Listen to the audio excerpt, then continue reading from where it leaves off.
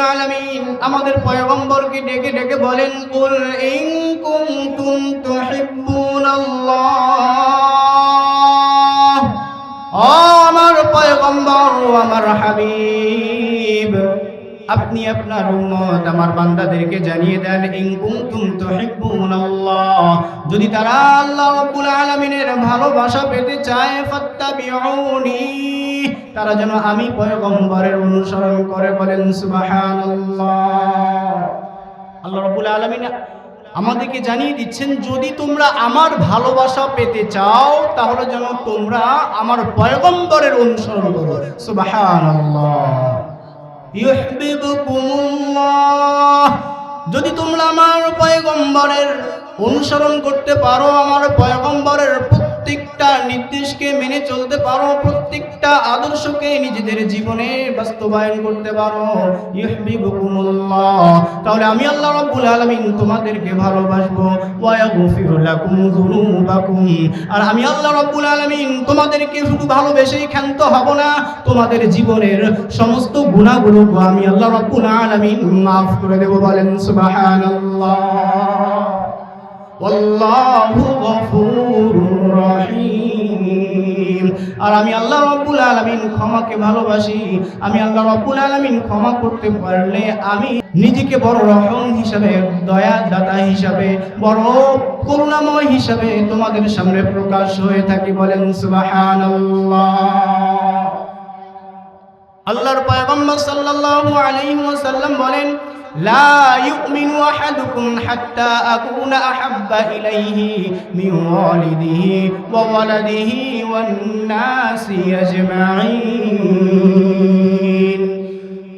আল্লাহর পয়গম্বর সাল্লাল্লাহু আলাইহি ওয়াসাল্লাম আমাদেরকে জানিয়ে দেন, লা ইউমিনু আহাদুকুম, তোমাদের মধ্য থেকে কেউ ওই সময় পর্যন্ত পূর্ণাঙ্গ ঈমানদার হতে পারবে না যতক্ষণ না পর্যন্ত আমি মুহাম্মদকে, আমি পয়গম্বরকে তোমাদের সন্তান, তোমাদের স্ত্রী, তোমাদের বন্ধু বান্ধব, তোমাদের পিতামাতা এবং অন্যান্য আত্মীয় স্বজনদের থেকে বেশি আমাকে ভালো না বাসবা, ততক্ষণ পর্যন্ত তোমরা কেউ পূর্ণাঙ্গ ঈমানদার হতে পারবা না।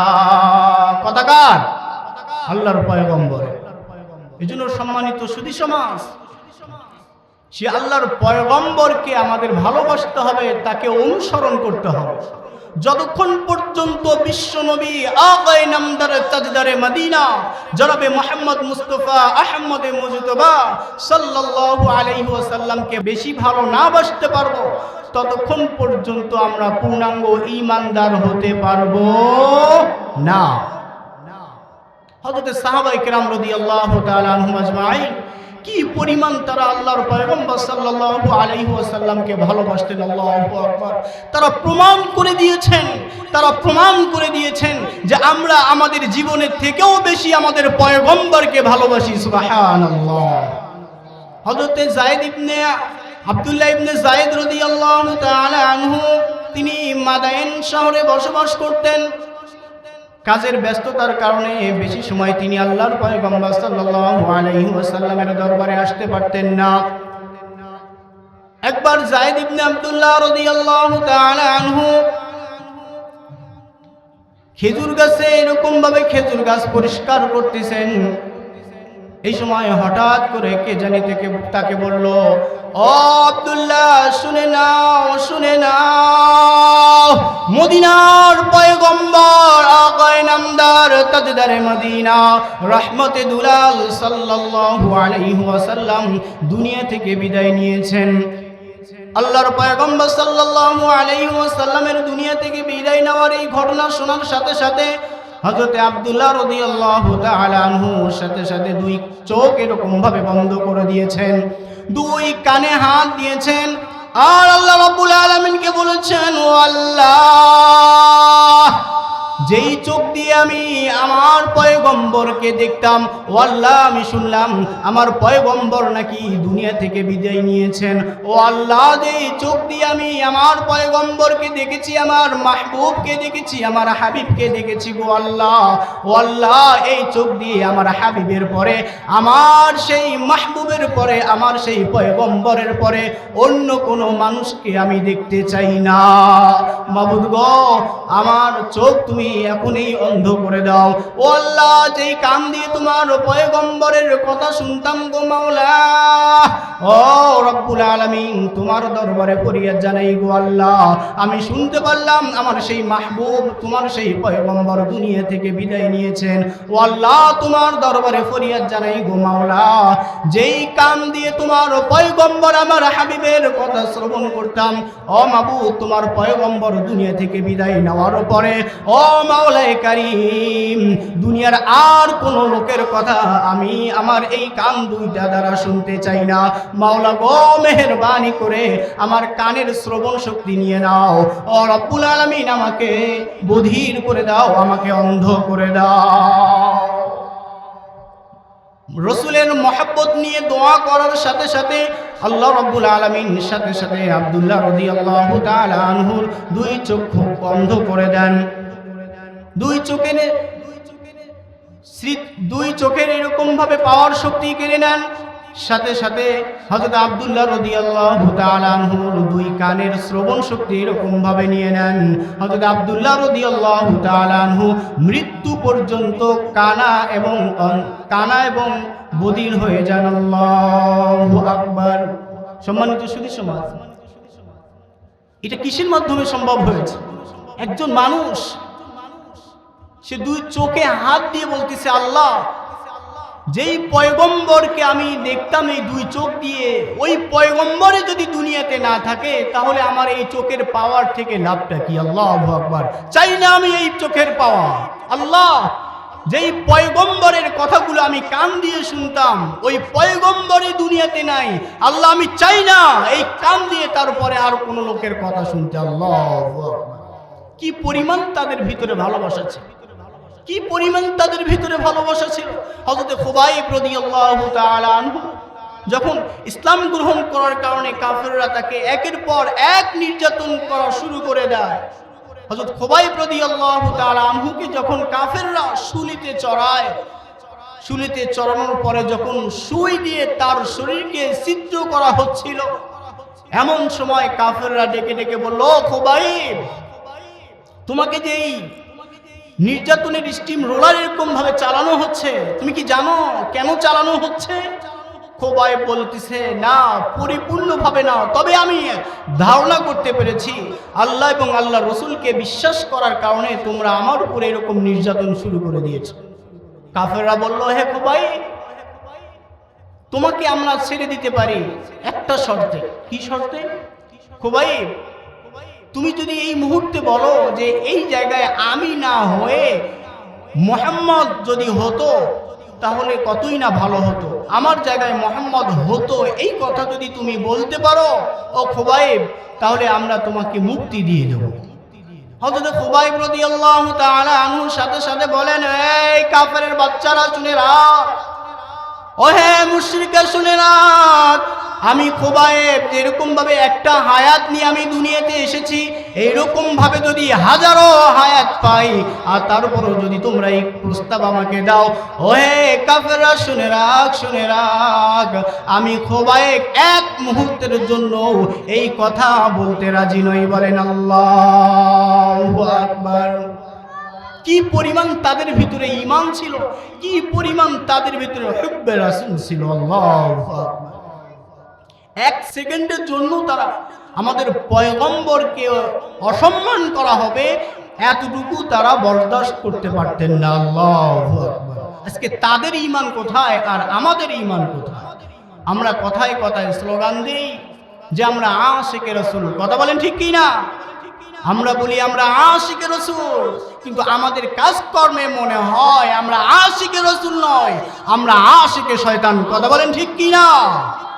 ও মুসলমান, আমি কেমন আশিকে রসুল হলাম যে আমার সামনে আমার রসুলকে গালি দেয় আমি কিছুই করতে পারি না। হায় আফসোস, আমি কেমন আশিকে রসুল হলাম, আমার সামনে আমার রসুলের পরিবারকে নিয়ে প্রশ্ন উঠায় আমি কিছু করতে পারি না। হায় আফসোস, আমি কেমন আশিকে রসুল। কিয়ামতের ময়দানে যেদিন আল্লাহ রাব্বুল আলামিন আমাকে প্রশ্ন করবেন, ও আমার বান্দা, ও আখিরি পয়গম্বরের উম্মত, বলো দুনিয়াতে যখন তোমার সামনে আমার পয়গম্বরকে আমার পয়গম্বরকে অসম্মান করা হয়েছিল, তখন তুমি কতটুকু প্রতিবাদ করেছিলা? আমার পয়গম্বরের বিবিদেরকে নিয়ে যখন কটূক্তি করা হয়েছিল, তখন তুমি কতটুকু এর প্রতিবাদ করেছিলা? তখন আমরা কি উত্তর দেব? মুসলমান ভাইরা রে আমার, একটু চিন্তা করা দরকার। হ্যাঁ, যেই পয়গম্বর আমাদের জন্য নিজের সুখ পর্যন্ত ভুলে গিয়েছিলেন, আল্লাহু আকবার, যেই পয়গম্বর শুধু আমাদের জন্য উহুদের প্রান্তরে দান্দান মুবারক শহীদ করেছিলেন, আল্লাহু আকবার, যেই পয়গম্বর কিয়ামতের ময়দানে শুধু দৌড়ের উপরে থাকবেন। হযরত আনাস রাদিয়াল্লাহু তাআলা আনহু বলেন, ও আল্লাহর পয়গম্বর, কিয়ামতের ময়দানে আমরা আপনাকে কোথায় পাবো? আল্লাহর পয়গম্বর সাল্লাল্লাহু আলাইহি ওয়াসাল্লাম বলেন, হে আনাস, কিয়ামতের ময়দানে, হাশরের ময়দানে তোমরা তিন জায়গার মধ্যে যে কোনো এক জায়গায় আমাকে পাবা। এক নম্বর, হয়তোবা মিজানের পাল্লায় তোমরা আমাকে পাবা। যদি মিজানের পাল্লায় আমি না থাকি, তাহলে হাউজে কাউসারের সামনে আমাকে পাবা। যদি হাউজে কাউসারের সামনে না থাকি, তাহলে ফুলসিরাতের ফুলের পাশে আমাকে পাবা। আল্লাহু আকবার।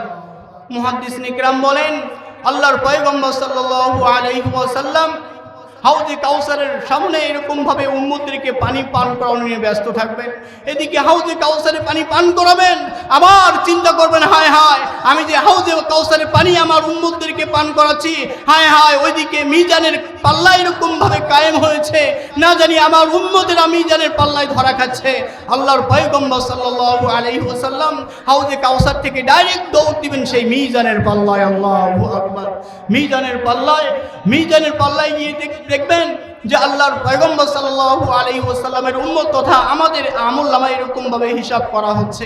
কিছু কিছু গুনাহগার উম্মতের আমলনামা বদি আমলনামার পাল্লা এরকম ভাবে ভারী হয়ে গিয়েছে।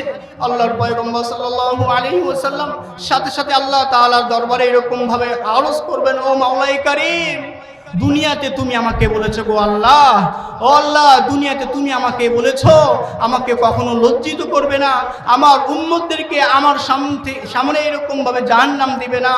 ও মাওলাই কারীম, আমার উম্মতেরা আজকে আমার সামনে আল্লাহ জাহান্নামে যাচ্ছে। ও মাওলাই কারীম, তুমি আমাকে লজ্জিত করো না।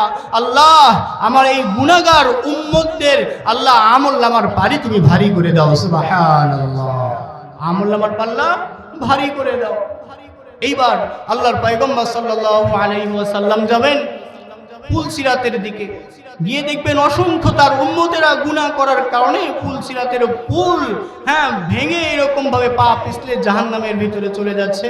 এইবারও আল্লাহর পয়গম্বর সাল্লাল্লাহু আলাইহি ওয়াসাল্লাম আল্লাহ তাআলাকে বলবেন, ও আল্লাহ, ও আমার মাবুদ, ও মাওলাই কারীম, দুনিয়াতে তুমি প্রত্যেকটা পয়গম্বরের স্পেশাল কিছু দোয়া দিয়েছিলা।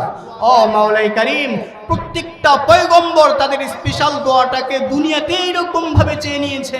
ও মাওলা, শুধু আমি চাইনি এজন্য যে কিয়ামতের ময়দানে যেদিন বিভৎস অবস্থা শুরু হয়ে যাবে, যেদিন বাবা তার সন্তানকে চিনবে না, মা যেদিন তার সন্তানকে চিনবে না, যেদিন সন্তান তার বাবা মাকে চিনবে না, আদরের বিবি তার স্বামীকে চিনবে না, স্বামী তার আদরের বিবিকে চিনবে না, এমন একটা কঠিন ময়দানে, কঠিন পরিস্থিতিতে আমি দোয়া করব, আল্লাহ, এই দোয়াটা আমি রেখে দিয়েছিলাম এই জন্য, আজকের এই দিনের জন্য। ও মাওলাই কারীম, দুনিয়াতে যেই পাওয়ার তুমি আমাকে দিয়েছিলা, যেই দোয়ার অনুমতি তুমি আমাকে দিয়েছিলা, ও মাওলা, এই দোয়া আমি আজকে করে যাচ্ছি। ও মাওলাই কারীম, আমার গুনাহগার উম্মতদেরকে ফুলসিরাতের পুর পার করে জান্নাতের ব্যবস্থা করে দাও। বলেন সুবহানাল্লাহ। এজন্য সম্মানিত সুধী সমাজ, সেই পয়গম্বরকে পরিপূর্ণভাবে ভালোবাসতে হবে, পরিপূর্ণভাবে ভালোবাসতে হবে। সেই পয়গম্বরকে নিয়ে যদি কেউ কথা বলে, আমার জীবন থাকতে ওই লোকের 4 পয়সা যেন দুনিয়াতে দাম না থাকে। কথা বলেন ঠিক কি না? আজকে আমার পয়গম্বরের ব্যাপারে বলা হয় যে আমার পয়গম্বর নাকি শেষ নবী না, নাউজুবিল্লাহ। খাতামুন নবিয়্যিন নয়, আমাদের নবীর বড় নবী আছে, নাউজুবিল্লাহ। এই খতমে নবুয়তের ব্যাপারে প্রত্যেকটা ঈমানদারদেরকে জোরালো ভূমিকা রাখা এটা ফরজে আইন। শুধু নামাজ পড়লেই আপনার ফরজিয়াত আদায় হবে না, শুধু রোজা রাখলেই আপনার ফরজিয়াত আদায় হবে না, পাশাপাশি আপনার পয়গম্বরের মহব্বতের দাবিতে শাতিমে রাসূলদের সাথে জিহাদ করাও এটা ফরজে আইন। কথা বলেন ঠিক কি না? এই খতমে নবুয়ত আন্দোলন প্রত্যেকটা মুমিনের অংশগ্রহণ করা এটা ফরজে আইন। সম্মানিত সুধী সমাজ, আজকে কোন জামানায় আমরা পড়ছি ভাই, সময় তো তেমন নাই, তারপর আদৌ ভাঙা ভাঙা কথায় ভূমিকা ছাড়াই শুধু 2-4টা কথা বলতেছি যাতে করে একটু অনুভূতি আমাদের জাগে। আমাদের পয়গম্বরকে পর্যন্ত ইহুদি খ্রিস্টান বেঈমানরা ছাড় দিচ্ছে না, শুধু তাই নয়, আমাদের আল্লাহ, আমাদের মাবুদ, আমাদের স্রষ্টা, আমাদের রবকেও তারা গালি দিচ্ছে। কথা বলেন ঠিক কি না? কিছু নামধারী মুসলমান এরা আমাদের রব, আমাদের আল্লাহকে পর্যন্ত গালি দিচ্ছে। নাউযুবিল্লাহ। এই যে কিছুদিন আগের কথা, বাউল, কি নাম, আবুল, কি বলেন, আবুল হাসান, হ্যাঁ, এই আবুল হাসান, এই বাউল আমাদের রবকে গালি দিয়েছে। নাউযুবিল্লাহ। আমাদের রবের ব্যাপারে কটূক্তি করেছেন। সকলে বলি নাউযুবিল্লাহ। ও মুন্সিপাড়ার মুসলমানরা শুনে রাখেন, আমাদের রবকে যে গালি দিয়েছে সে মুসলমান হোক, গায়রে মুসলমান হোক, সে ইহুদি হোক অথবা খ্রিস্টান হোক, সে যেই হোক না কেন, আমার রবকে যে গালি দিয়েছে তাকে হত্যা করা ফরজে আইন। চিল্লিয়ে কথা বলেন ঠিক কি না? সে যেই হোক না কেন, সে বাউল হোক, ফাউল হোক, যেই হোক না কেন, তাকে হত্যা করা, তাকে ইসলামের আইনের দণ্ডায়িত করা আমাদের জন্য, সকলের জন্য ফরজে আইন। কথা বলেন ঠিক কিনা?